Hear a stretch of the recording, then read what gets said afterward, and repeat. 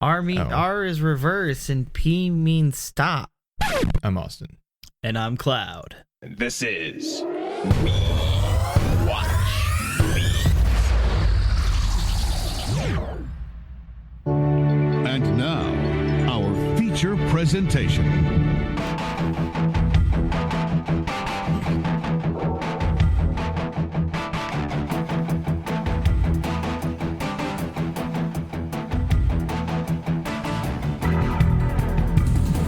This week's movie is Cop Car.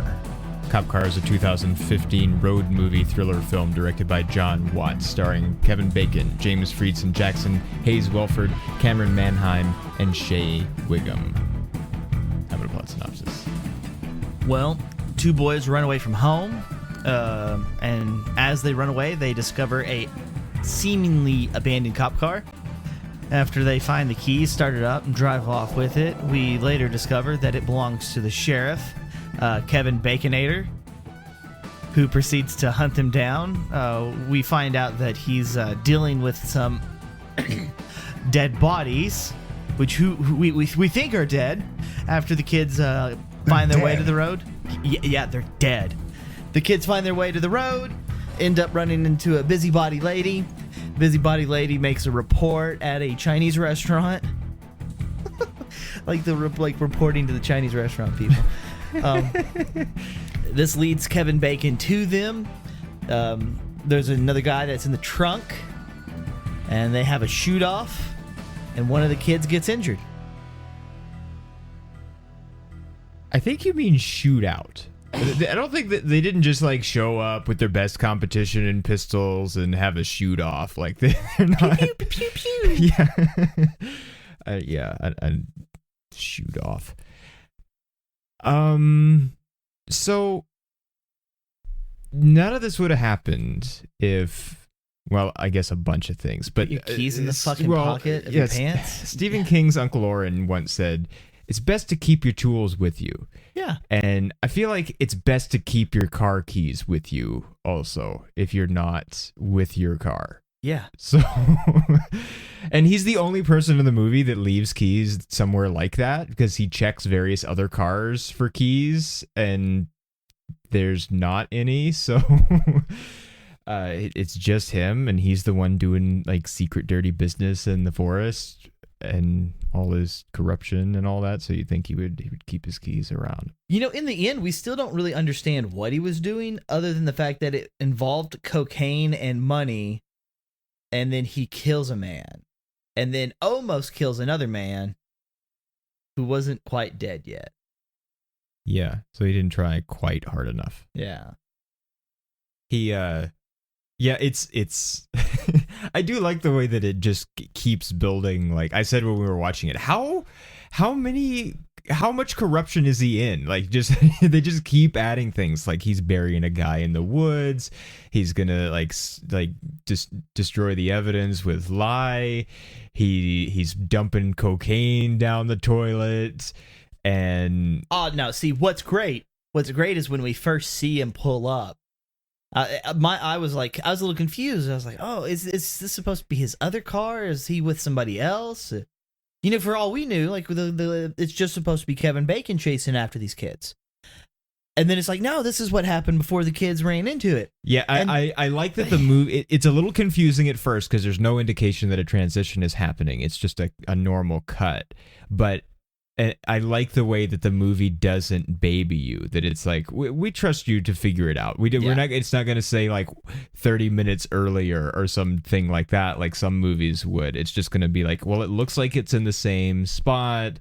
We don't know that it's Kevin Bacon's car yet because we haven't seen him before because the car is abandoned. But then he sets the beer bottle exactly where it was on the hood of the car when the kids saw it. And so that, like, you're a little confused for a minute or so, but then that anchors and you're like, okay, so this is... Yeah. And I like the way that it's done like that. But he opens the back door of the car and he pulls out this bag.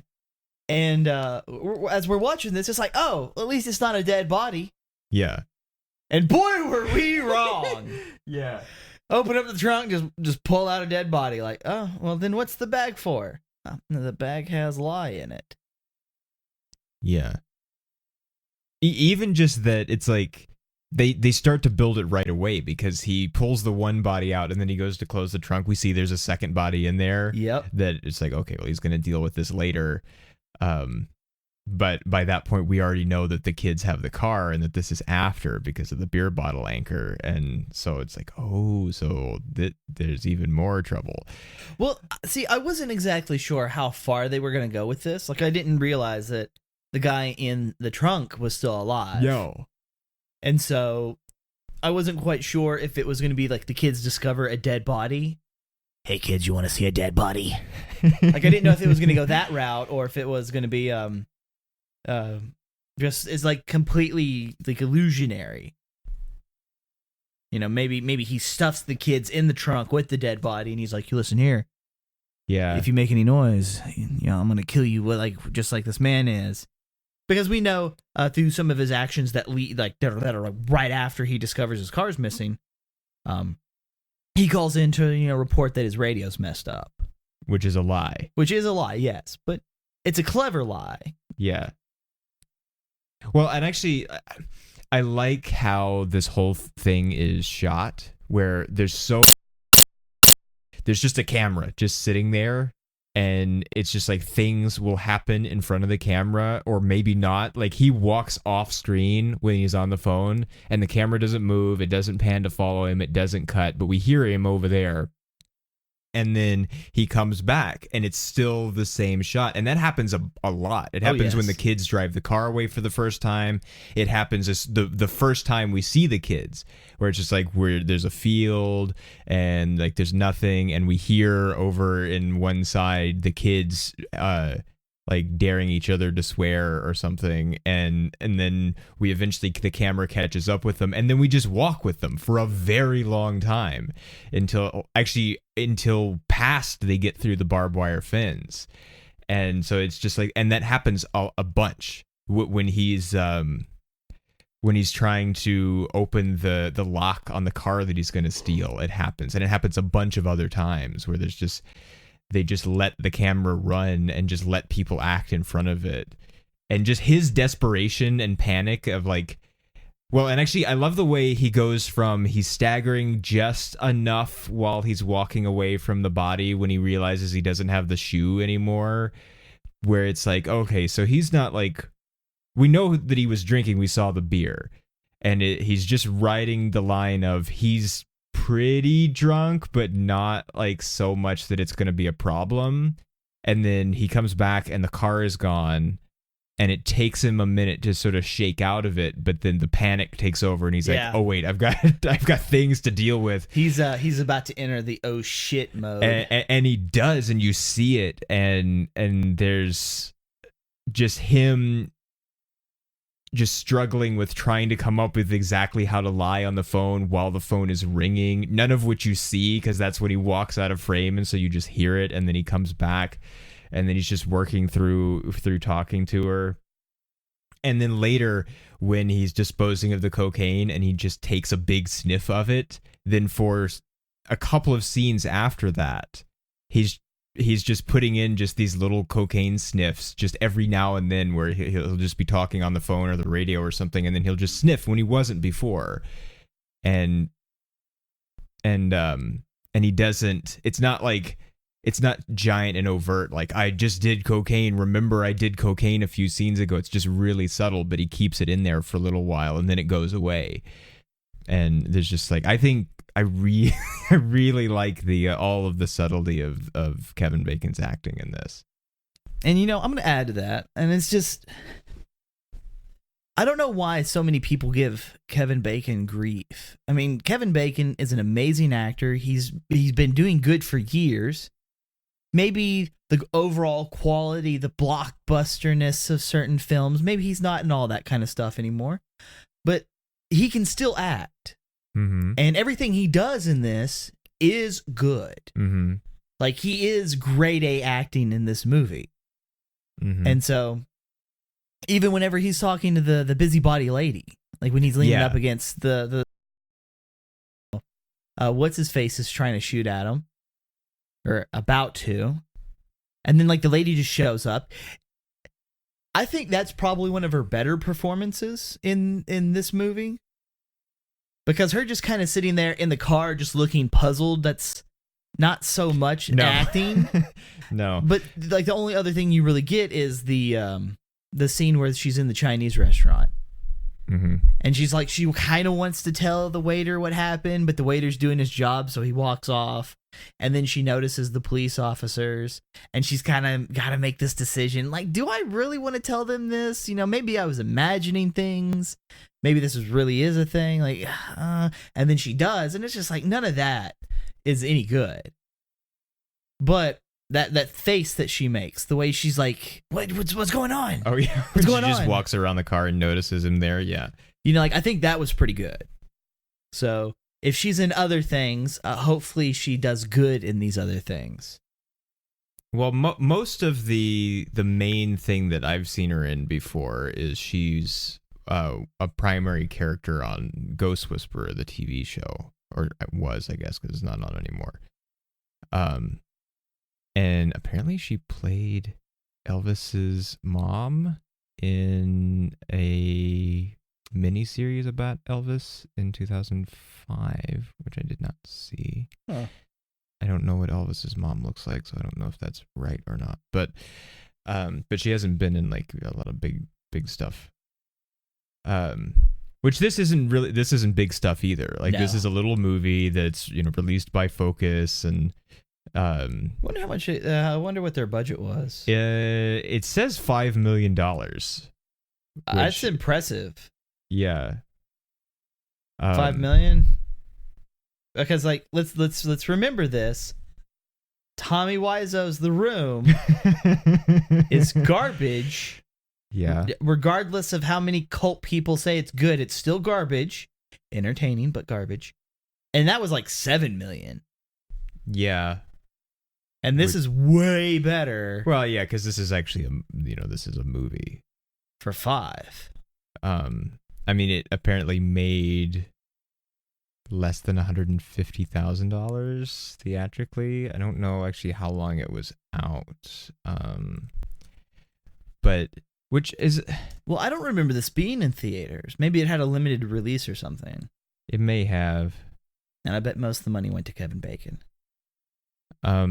Maybe. I don't know what Kevin Bacon costs anymore.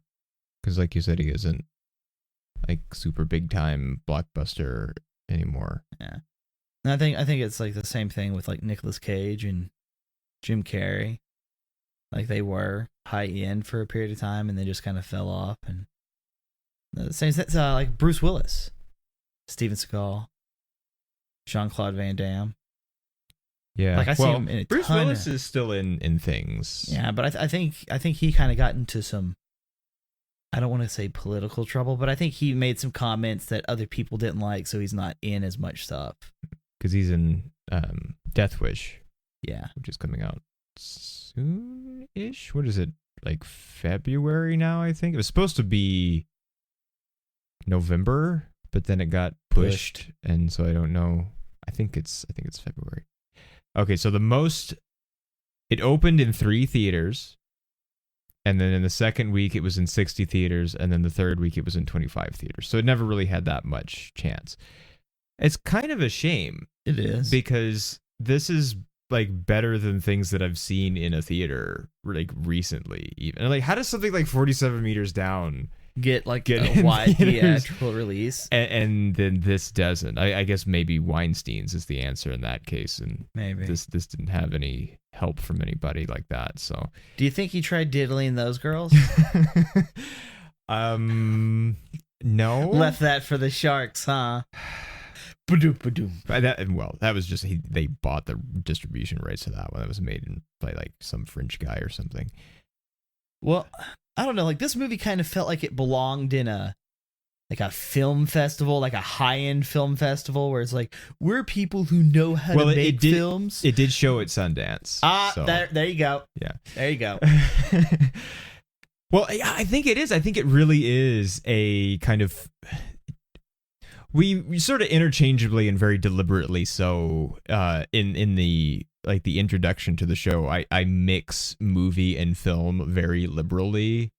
And so, like I say, this week's movie is a this such and such genre film because it's like there's no like difference normally, and it's not like it's not film if it's not shot on film. And it's like Robert Rodriguez tries to make the distinction, like he doesn't say that he's a filmmaker anymore because he has only used digital cameras for a number of years, and so he says that he's a movie maker or a storyteller, and he doesn't say filmmaker anymore. But I don't like the pretentiousness that comes along with being like, oh no, this is a film. Yeah. But this is sort of a film kind of film while also being sort of a movie kind of movie. It's not like a movie that feels like a movie like we talked about before, but it really is like, I think the way that it's shot and the way that there's not that many characters and it's kind of a small scale story, it does really feel, maybe film isn't the right, but I think festival film is kind of right. This kind of has a feeling of the movies that I'd sit in the living room and watch with my mother on the weekends.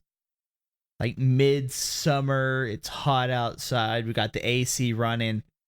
Dad's doing something. I have no idea what he's doing. CJ's in her room playing, and just me and mom just in the living room just watching a movie. I think it does feel like that, right there on TV.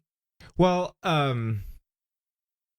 Roger Ebert said in his review for My Cousin Vinny that there's no reason at all to see this movie in a theater. No, but it's good enough that you should probably see it anyway, and that it's the perfect VHS rental movie.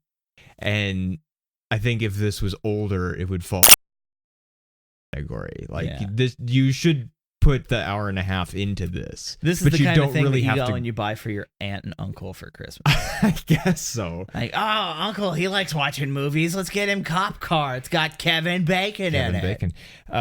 Isn't Kevin Bacon the one that was in Mystic River? Actually, I don't think it was. Was it Mystic River? Wait, was it? Nah, shit. I'm trying to Mystic remember. River is directed by Clint Eastwood, but does it have Kevin Bacon in it? Fuck, I'm trying to remember the one where he like the White River Rapid movie. Is that what Mystic River is about? I don't remember. It's just the first thing that came to mind. I probably got it wrong. If the internet would load, I would find out. A Kevin Bacon. The Wild River from 1994. 2 movies with River in the title, and they both have Kevin Bacon. They both do. Then, I mean, you said at the beginning that you didn't really know where it was going to go. And I think that that's really true for pretty much the whole thing. Like, you don't ever really know quite where it's going to go.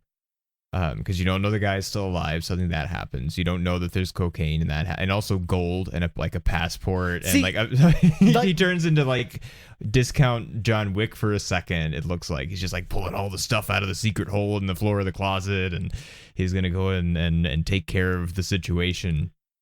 And then that the guy takes the kids hostage in order to kill the sheriff, which then he doesn't do. But it's just like things keep sort of weaving around, and it's not really like there's the twist, there's the twist, there's the twist. It's like the plot just unfolds, and you don't really ever get ahead of it, or at least I didn't. No, I couldn't either. I mean, because there was moments where I felt that maybe the kids were actually going to shoot that one dude, like the guy was going to kill Bacon. And then come up, and they were gonna pop him like in the back of the head when he comes to sit down. Yeah, like I thought that for a moment, and then obviously that didn't happen. Thinking, well, what if they shoot Kevin Bacon? Like, what if he like rises back up, and when he slaps his hand to the window, and there's like that blood stain, I figured he'd reach back up, and they would like pop him. It's like, no, like, we gotta live. Now there was a scene, and I don't know if they was put in there to be like one of those life lesson moments about like child safety and firearms, because I know that ends up being like an actual important topic about people who have guns of any kind and having children near them. And I find it a little interesting because I am from a southern state and my family has firearms. And so from a very young age, I was taught how to handle them. Like, I was younger than those kids in this movie when I was taught. Now, granted, we didn't have the same kinds, But I knew not to look down the barrel. I knew you loaded them. I knew they had safeties. Yeah. Now, various guns have various safeties. They load differently, stuff like that. I do want to I want to move what you said away from just Southern and into just a country type area.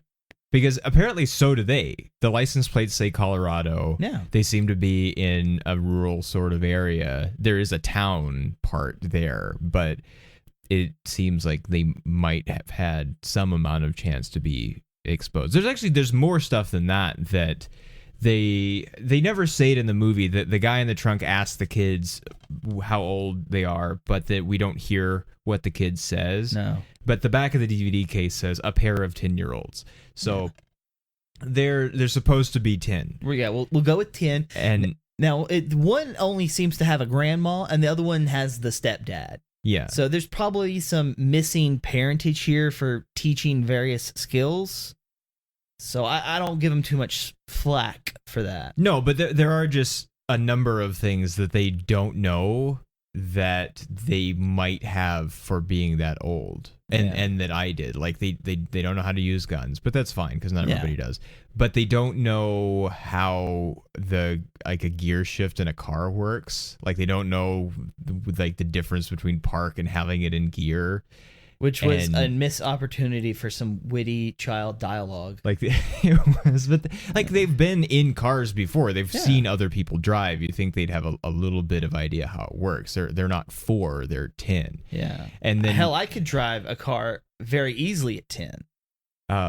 I mean, the justification for them being able to drive any amount that they give is Mario Kart. But if they had played any real driving games, then they might know a little bit more than they do. But they, and also they don't know what a defibrillator is because the kid's about to kill himself with the one because he's just playing with it. And like by the time I was 10, like I had already seen a bunch of Dragnet and Adam 12 and Emergency, and like I knew and had had played a bunch of car games and was interested in cars and always worked on cars with dad and stuff. So I knew about cars. We had guns. I knew about guns, and I knew about like police stuff and paramedic and firefighter stuff. Just from watching it on TV. Now, there is no Dragnet or Adam 12 or Emergency equivalents on TV anymore, which is kind of sad. And actually, really, they should just, like, people should watch. You don't have to watch Emergency, but you should watch Dragnet. It'll teach you stuff. Listen, just let Joe Friday just sort of preach at you for a minute, and in basically any episode. It's like the original Star Trek series has the Kirk speech at the end of a lot of episodes where Kirk says, "But you have to try," or "We are savages, yes, but we choose not to kill today," and those kinds of things. And then Joe Friday is like, "You think that everything sucks?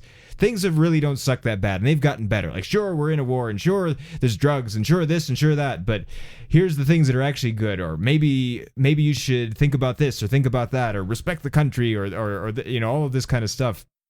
That you can actually just pull almost any of the Joe Friday speeches from any episode of Dragnet, and if you didn't notice that they were wearing 60s clothes, you would think that he was talking about basically any time from then up till now that you put it in. Just show it to somebody and they're like, "Oh, he's talking about now." It's like, no, he was talking about 1967. But things don't really change that much, so just maybe calm down with you freaking out that things like the world's coming to an end, because people thought the world was coming to an end 50 years ago. So there aren't really shows like that. So maybe they don't have the opportunity to see, like, all of the police and firefighter shows in recent time are all like heavy adult dramas on FX, Chicago Fire and NYPD Blue, and it's like they're rated TV 14, and you, like they're on after the kids go to bed, and so there's no cop shows for the family anymore. Yeah, which is maybe a shame, but of course nobody watches TV anymore either, so maybe it doesn't matter that much. Well, okay, so the kid gets hit by a ricocheted round. Yeah, because they finally have the idea to shoot the windows out, and he doesn't scream. He doesn't holler in pain. He takes it pretty well. I don't think he realizes it at first. And then the friend doesn't panic. he gets in a hurry, but he doesn't panic. Yeah. Now this is I'm going to hate on the kids for a little bit. I'm going to hate on the kids for a little bit. I do like that it's the wimpy kid that ends up having to take charge at the end and drive the car to safety. I think I was already kind of hating on the kids because they don't know I lost stuff. Train of thought. Because it's like, but they don't know stuff. They could have known stuff by that age, but God damn it. Okay. Back. All right, so I know you're in a hurry and you're driving, and so you don't want to take your eyes off the road. You know, there's all these little knobs that you could be flicking and turning and trying to get. Just trying stuff. To get the lights on. Because as they're getting chased by Bacon in the truck, and he has the lights on, and they manage to dodge a cow. Yeah. Fast enough for him to hit it. How the fuck did they see the cow? Well, they're closer to it, and his headlights are lighting up their car, which is in the way, or his car, I guess, but the cop car. And so he's probably just distance blind from that. Also, he's shot and should be dead anyway, so... Well, no, I'm not so much worried about him hitting it. Like, I'd expect him to hit it. But it's the fact that since they can't see as far ahead, simply because they don't have lights and they're having to rely on what's behind them, which is still going to be... Well, they do have the flashing lights at that point, don't they? Or no, he hasn't turned them on yet. They haven't turned it on. And that's the thing that gets me. It's like, at least they got that going for them. Yeah, they got that later, but... That was kind of the kill on that one, is like, just fool around with it. You only really need that one hand to drive. Yeah. You just hold on really tight and then just start flicking some switches, pulling some levers, whatever you got to do. Well, and he does a little bit. Yeah, but he stops whenever it just ends up being the windshield wipers. I'm like, come on, man, keep trying. You're here trying to save your friend, and you're trying to go faster, and that's commendable. But, you know, you kind of need those lights on so you can see. Keep trying. Don't stop. Keep trying. You know, and then he finally does, like, lean over to grab the microphone, the walkie on the radio. Yeah. Because they start, because the lady from dispatch switches back over to 6 to talk to the sheriff, and it's just like, nope, it's the kids. Yeah. I mean, it ends up not actually resolving. No. And kid's probably dead. But, well, no, I mean, I guess maybe we're supposed to think, well, the help is coming now. And, like, sure, I guess he's shot. But, like, you know, Westerns will tell you that you get gut shot, you're just dead. But it's not really true anymore, so... I thought it was if you got gut shot, you were going to be in a lot of pain for a really long time, and then you die. Yeah, that was because the medicine was bad. Yeah. I'm like, okay, because I'm thinking like if he got shot in the gut and it's still there, then that's only one hole he's bleeding from. But if it passed through him, that's 2 holes he's bleeding from. Yeah, I don't know if it did. Probably not, because it probably just. If it is a ricochet, it probably just tumbled into him, and so it probably didn't even. It's not even a real penetration. It went in and then stopped because it's already mostly flat and doesn't have most of its momentum anymore. I want to know what made those kids want to run away from home, because that's the start of all of this. Yeah, is for some reason they decided to run away from home, and I'll give them some credit. There's a lot of kids who talk about running away from home, but they never do. Like, these kids act like full blown, like, I even got a Slim Jim that we can ration. Like, when he says that, you know, at the time we don't realize they're running away. Yeah. And so, like, why the fuck, how long are they going to be out here in this pasture? Oh, they're heading to the forest. Like, how long are they going to be gone? Oh, yeah, we're running away from home. Oh, okay. So what are you going to do now? Still a cop car? All right, I'm watching. Yeah. The screaming kills me, though. I don't know why people feel the need to scream constantly. I don't even see it as fun. Like riding a roller coaster, and it's like you throw your hands up and like, ah, no, it's just annoying. Well, that's not why people like roller coasters. It's the No, I'm saying it's like the same brain thing. Like the chemical kids are release like that it driving causes. around and they're Yeah. doing the same thing. Well, it's for kind of the same reasons. It's still just it's just an endorphin release is all it is. You're in stress, your body thinks you're gonna die, and then you don't. And you so scream. it's like, okay, it's okay.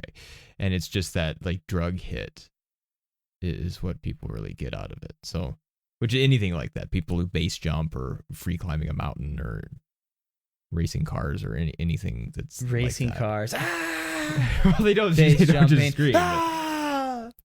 save Bungee your jumping. last breath. I'll accept that one. You're falling.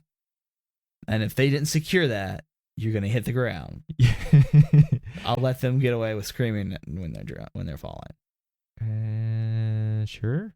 I just find it annoying. It's like, please stop being so loud. Like, enjoy the speed. Enjoy the driving around like crazy. Enjoy that. That's fun. Just don't be so loud. Put on like some jams. Yeah. Something that's not country. I mean, it does seem to be a small town because there are 6 police cars, I think, is what it goes through when they all switch channels and confirm. So there's not a big police force, so it seems like it's a pretty small town. And I think it is the town that they ran away from, because the kid, I'm sure, overestimates when the one kid says to the other, "How far have we gone?" and the other one says 50 miles. It's like that's they didn't walk bullshit. 50 miles. That's bullshit. There's no way. So, and they walk. If they did, and he just now pulled the Slim Jim out, and it's like you walked 50 miles. It's like, no. Also, you're not. How long are they going to live on 2 centimeters of Slim Jim a day? Yeah. Like that. It's not. It's not enough. Does he even know what 2 centimeters? I don't know. He kind of like pulls the wrapper down and seems to. Sort of But this is eyeball it, America, and we use inches. Yeah. And so, like, just hearing some small kids from Colorado saying 2 centimeters is, you're like, what? Well, I mean, I guess they're. I don't know. Maybe let's see. This guy, John Watts, that wrote it and directed it, is he Canadian or something? No, he is from Colorado though, so that makes sense. Nothing wrong with that. What'd you learn? He wrote and directed Spider-Man: Homecoming. Hey. So, okay, so he can direct a movie and write a movie. So, so here's the thing. I think he just doesn't need to be writing small children roles. Maybe not. Because he did a good job with Bacon. But yeah. Well, I don't know. I think the kids are fine, I guess, but kids in movies are always tough. Yeah. I don't think they're like bad actors or anything. No. They're better than what we get a lot of times. I still would have liked that bit of dialogue. R is reverse and P means stop. And then because obviously reverse starts with an R. Like why can't S be for stop? Like there was like a little bit of like really fun kid dialogue he could have used and made something witty. Yeah. You know, because like that thing is like kids say the darndest things. You could add something right there that would have been perfect. Yeah. Like these kids are witty and they just say shit. And it's like, hey, why are you using a P? They don't realize it means park. I'm like, hey, that's fine. Don't you go to a park? Cars aren't parks. No, but you park in a parking lot. That's what the P is for. Yeah. Park. Well, if anybody has ever watched Sweet Life of Zack and Cody, you may remember that London had to learn to use the Prindle. So when I was a kid, in the woods close to my house, which just so you, like, we know that like you grew up sucking dirt in Arkansas, but like mine was a little bit more city than that. It is actually it is more city, but there is still a lot of all my friends were trees. Like just wooded. There is a lot of wooded area just here and there in the city part, and then you can drive out in the city and drive out into nothing pretty quick. So, but there is sort of a wooded area behind the backyard of my parents' house, and that sort of connects to areas of trees that are sort of part of other people's yards if you weave around far enough, and a lot of it has no fences and stuff. And in one spot of it, there is, or was then, an old fire truck, like 40s kind of old. Wow. That was just there, just in the woods, and we happened upon it one day and had a very similar sort of, like, there weren't any bodies in it, and there were no police after us, and it didn't start, but I understand how they felt with just like, you go touch it, and then like being scared and like running up and touching it and running back, and like just the sort of like, oh, we found this thing in the forest and we don't really know, and there's no reason to be scared of it. It's not going to hurt you or anything. But like, I do understand what that was like, and it's dumb. It's really dumb, but I did have kind of a similar thing that happened. So I had thought when we were going into this, because I had mentioned this on the show quite a while back, this movie, I think on an episode that Kenny was on, about wanting to do it.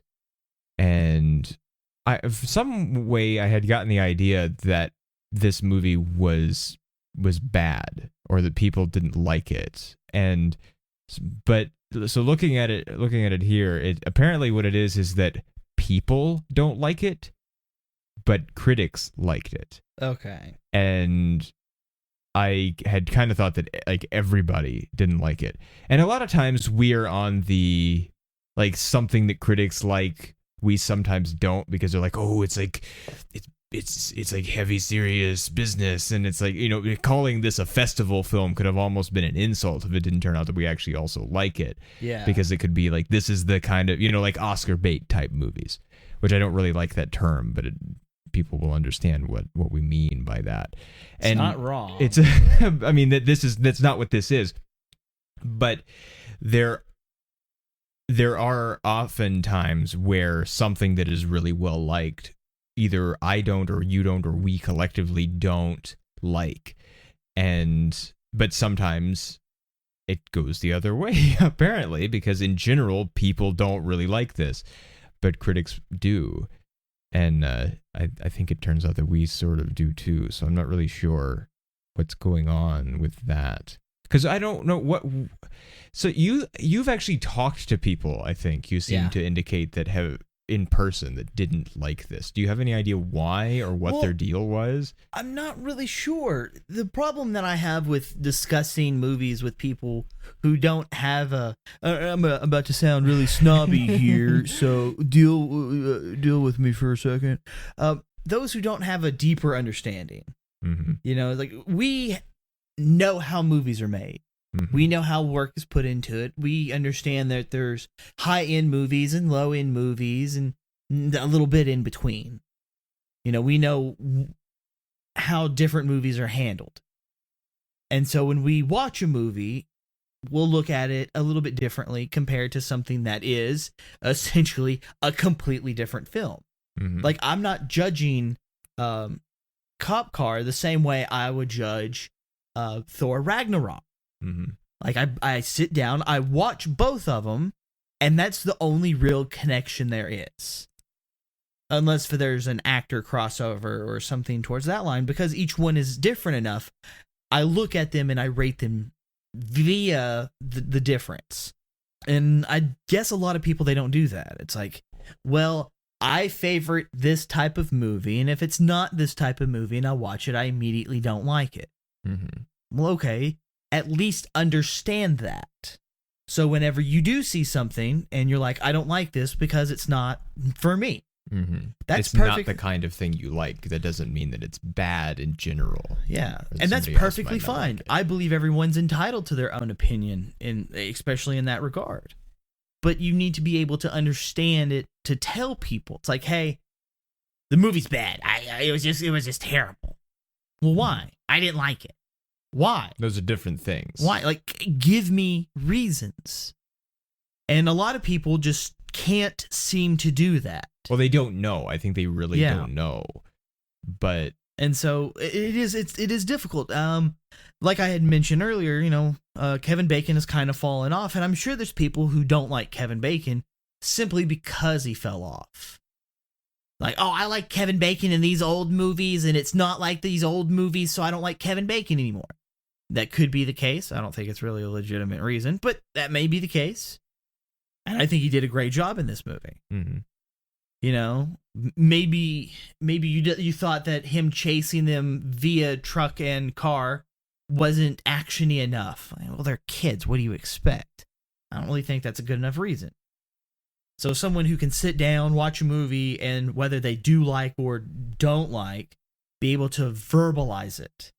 And not enough people can do that. So I run into situations like, hey, did you see this movie? And they're like, yeah, well, what'd you think? Generic blanket statement that doesn't do me any good. Mm-hmm. But yeah, a lot of the people who this movie was mentioned, they just didn't care for it for some odd reason.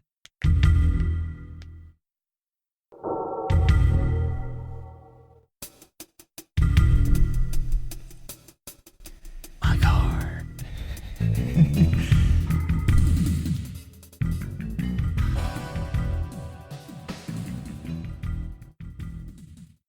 So here's an audience review. One of the worst movies ever. Don't waste your time or money! !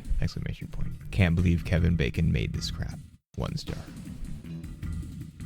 Okay. But that's them and we're us, so how do we feel about stars? Well, I'm gonna say 4. I'm actually gonna go with a plain 3. Because it's not bad. No. Not bad. It's quite enjoyable. It's not something I'll probably watch again, but it is something I'm definitely going to recommend. There's little bits and pieces that really stick out to me. I'm like, hey, I like that. Mm-hmm. But not enough that I would, I probably wouldn't buy it. I know you bought it, but I probably wouldn't have bought it. I didn't buy it new, so Still. I didn't pay $19 for it or anything. But yeah, I mean,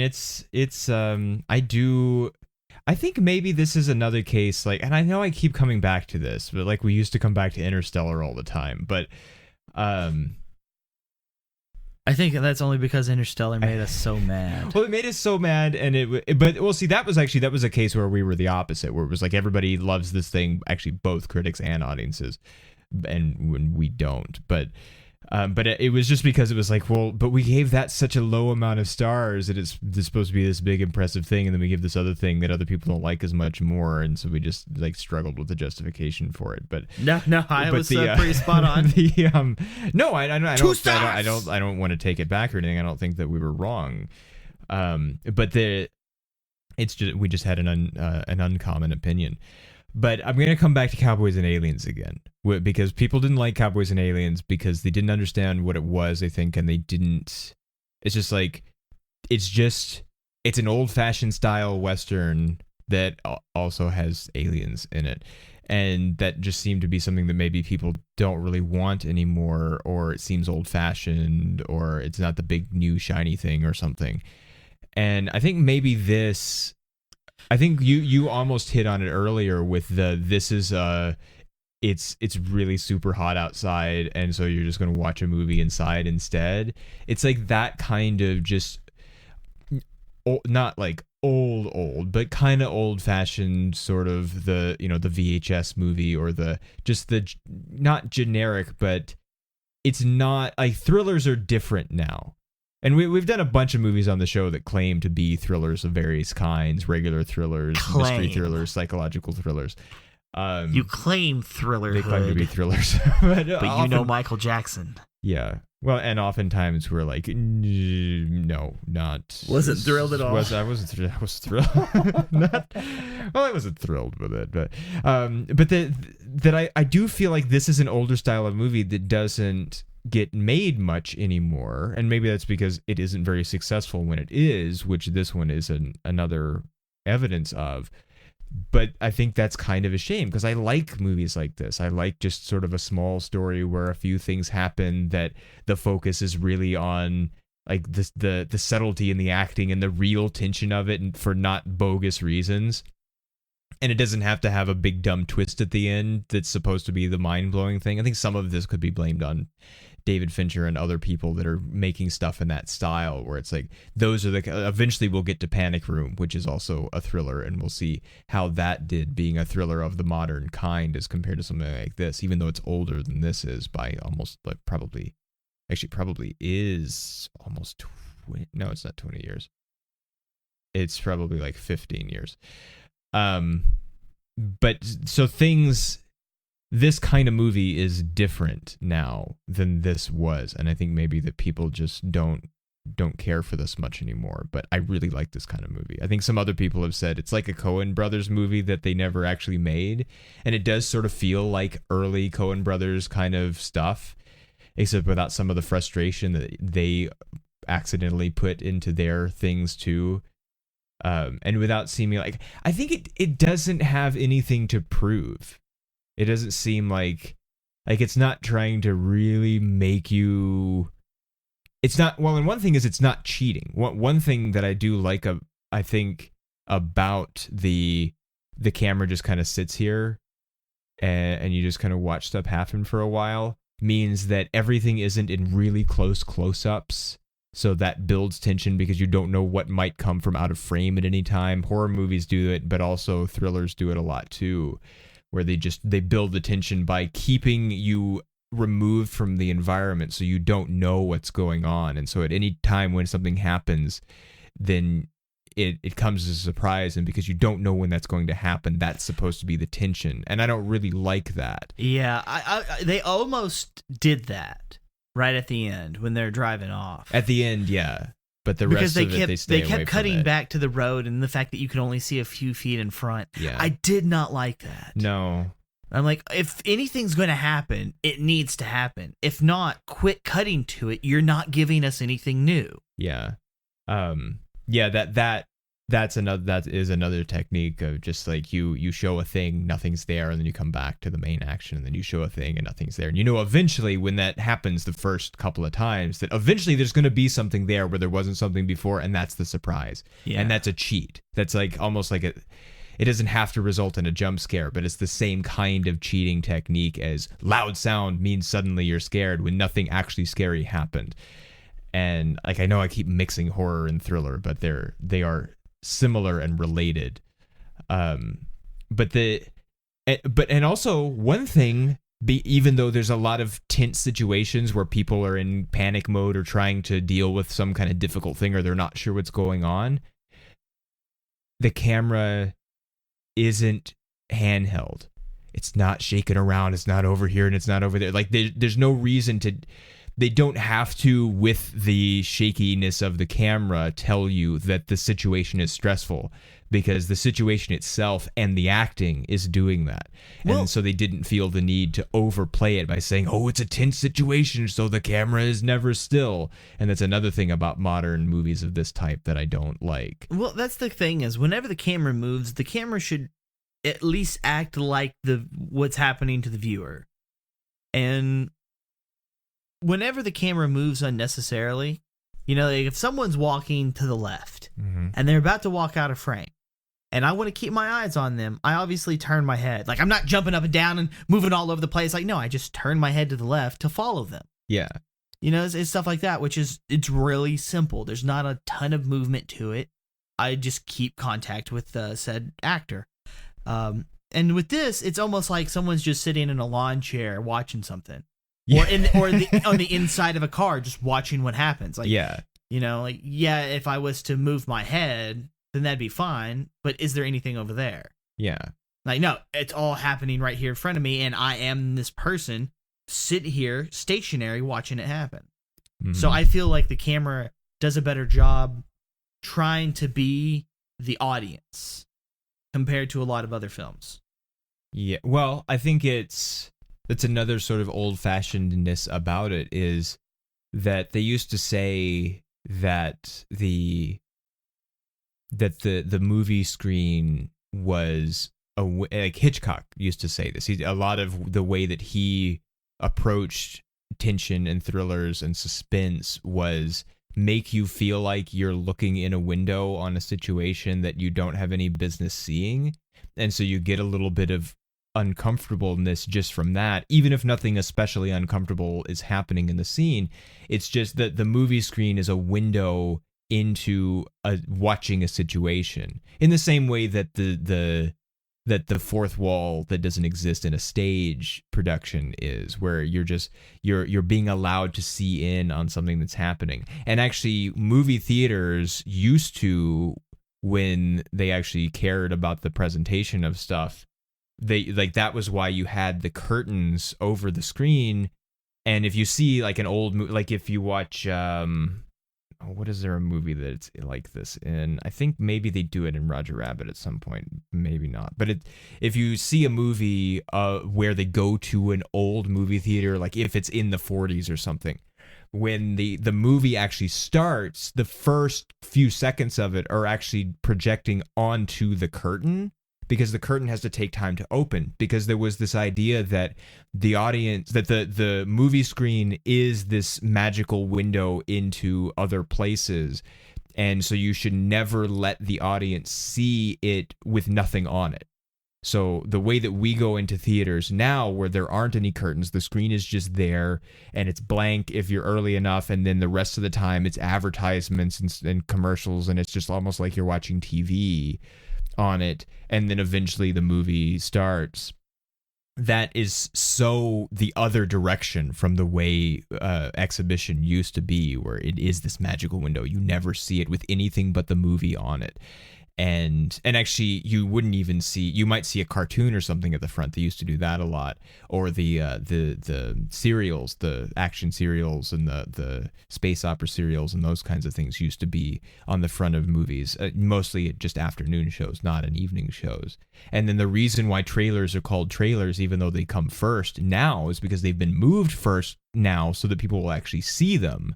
But they used to, when when movies were first starting to happen, they went at the end. So the movie would start, the curtains would be closed, the first couple of seconds would be on it as the curtains open, and so then the screen, from the moment you see it, has the actual picture on it, and then the movie ends, and then they show you the things that are going to come out soon, and those are the trailers, because they come after, they trail behind the actual thing. And so the whole way that we present movies now is backwards from what it used to be. And so the shakiness of a camera thing is another piece of that, where there's no, like, a window doesn't move. No. Stuff moves outside the window. And so if you really are just looking through this magic hole, which a Last Action Hero plays with, that he just sort of steps through the screen and drops into what's happening on the screen, because it's just, there's this wall between the reality in movies and the real reality outside. And so it is just this window. And so it makes no sense that moves around, the same way that it makes no sense that dirt or blood gets on or allegedly your eyes in first-person video games. It just is a weird thing that makes no actual sense when you look at what has to be literally happening in order for that to work. And I think that having shaky cameras has gotten to be a lazy sort of shortcut to, let's make it this intense or something, but we don't really know how to do that, so we'll just shake the camera. And it's never, like, when we watched Chernobyl Diaries, it was like that. They're just sitting in the car, nothing's happening, and the camera's just kind of like, it's never quite steady because it's supposed to be a tense situation. And I don't care for that. So I think for a bunch of different reasons, this is a kind of movie that people aren't used to anymore. But critics can still see the filmmaking way that it was made, because they do have more experience with movies than normal people. And that sounds really pretentious, normal people, but plebs, people whose job and life is not tied to understanding movies, so or criticizing movies or interpreting movies. And I mean criticizing in the what our entire show is, not because criticism is not inherently negative. Criticism is just looking at things and discussing its points, either positive or negative, and trying to contribute to people's understanding of it. So Because that has always bothered me when someone will say something to someone and they'll say, "Don't criticize me," and it's like, well, I could have been saying something positive and still been criticizing your behavior. You so listen here. You listen here. Indeed. Also, turns out meat is murder.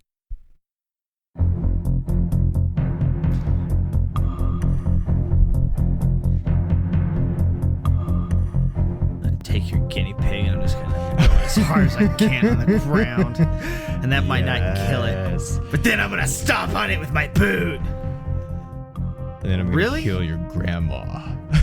And I'm gonna slit her throat open. Yeah, that's really intense too. We didn't even talk about that. That his whole Bruh. threatening speech to the kids is really intense. Are you all right? No. We don't even know anything about him. We don't know whether he's like part of the cocaine deal or if he's actually a bad guy or he was the cocaine dealers or what. Like, we don't know. But except that Kevin Bacon tried to kill him and the other guy and just didn't try quite hard enough. Turns out he is a mean guy though. Yeah. So like he had the kids ask him, "Are you the bad guys?" You promised. And it's like, yes, he is, because he's gonna murder your guinea pig in front of you and then murder your grandma. No, like these kids ran away from home. I was kind of hoping that one kid with the stepdad was gonna be like, "Yeah, please do. I hate him." Yeah. And like, how would that? We have ran turned away. This movie? Like, you can kill our Shit. families if you want. Like, Yeah. we don't care. I don't give a fuck, bro. Yeah. Just do it. They're dead. So that's all we have to say about Cop Car. We'll see you next time. Later.